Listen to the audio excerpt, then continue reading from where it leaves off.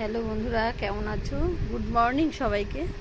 বন্ধুরা, আজকে একটা খুব গুরুত্বপূর্ণ কথা বলছি।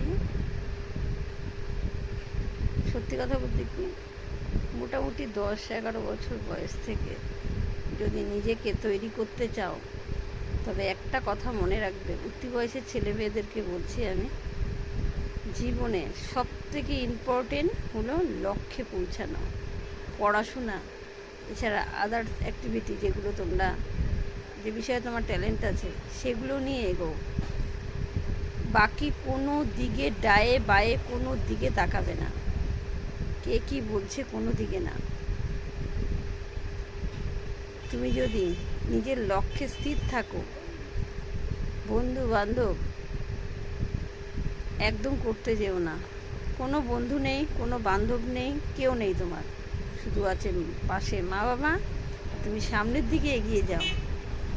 এমন একটা জায়গায় পৌঁছতে হবে তোমাকে, যেখান থেকে তোমাকে দেখে সবাই ধন্য করবে। ধন্য ধন্য ধন্য।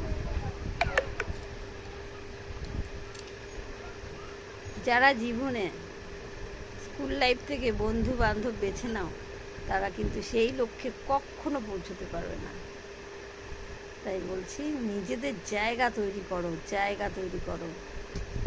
আমার ভীষণ আক্ষেপ, আমি আমার সন্তানকে সেই জায়গায় দেখতে চেয়েছিলাম, সেটা পাইনি।